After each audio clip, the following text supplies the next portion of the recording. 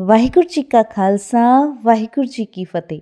एक फकीर था प्रभु का नाम लेने वाला, प्रभु की भक्ति करने वाला। उसको परमात्मा की तरफ से वरदान मिला था कि वो जिस चीज को भी हाथ लगाएगा वो सोने की हो जाएगी।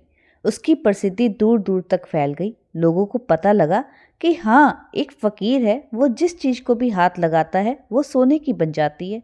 एक बंदा था, बड़ा गरीब, बाल बच्चों वाला, सिर पर उसके बड़ा कर्जा था, आर्थिक तौर से बड़ा ही परेशान था। जब उसे पता चला तो उसने सोचा, फकीर के पास जाकर मैं तरले मिन्नतें करूंगा तो हो सकता है मेरा भी भला हो जाए। उसको एक दिन पता लगा कि दूर किसी जंगल में वो फकीर रहता है और उसको ढूंढता ढूंढता वो उस फकीर के पास पहुंच गया। फकीर अपनी मौज मस्ती में अपने प्रभु का नाम लेते हुए आगे आगे जा रहा था।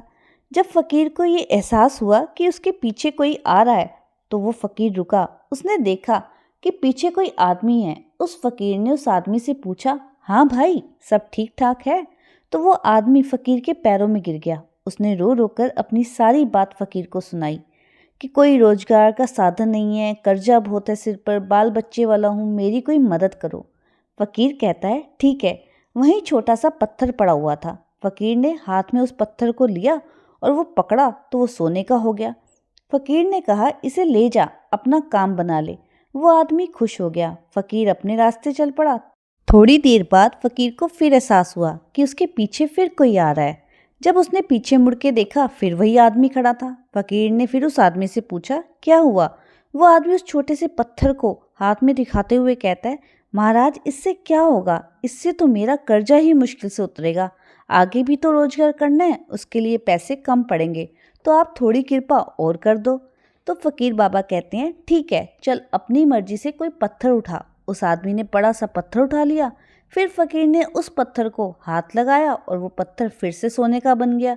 और उस आदमी से पूछा, अब ठीक है? वो आदमी बोला, हाँ, अब खुश हूँ। उसके बाद फकीर फिर अपने भगवान का नाम लेते हुए आगे अपने रास्ते जाने लगा। थोड़ी देर बाद फिर फकीर को यही एहसास दोबारा हुआ कि उसके पीछे कोई फिर से आ रहा है। उस फकीर ने वही आदमी फिर से खड़ा हुआ देखा। फकीर ने फिर पूछा, क्या हुआ? आदमी बोला, जो आपने छोटा पत्थर दिया था उससे तो मेरा कर्जा ही उतरेगा, और ये जो बड़ा पत्थर दिया इसके साथ तो मेरी 2-3 पुश्तों का ही समय कट पाएगा। पर अगर वो भी मेरी तरह ही हुए तो फिर तो काम खराब हो जाएगा, फिर हमारे पास कुछ पैसा ही नहीं बचेगा।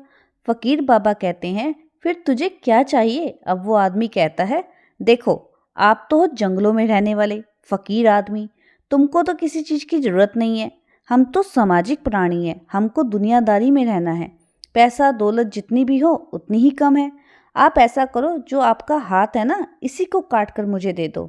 तो दोस्तों, इस कहानी की सीख ये है कि कई बार दुनिया में आपको ऐसे इंसान भी मिलते हैं जिनको तुम अपना हाथ पकड़ाओगे वो तुम्हारा गला पकड़ लेते हैं।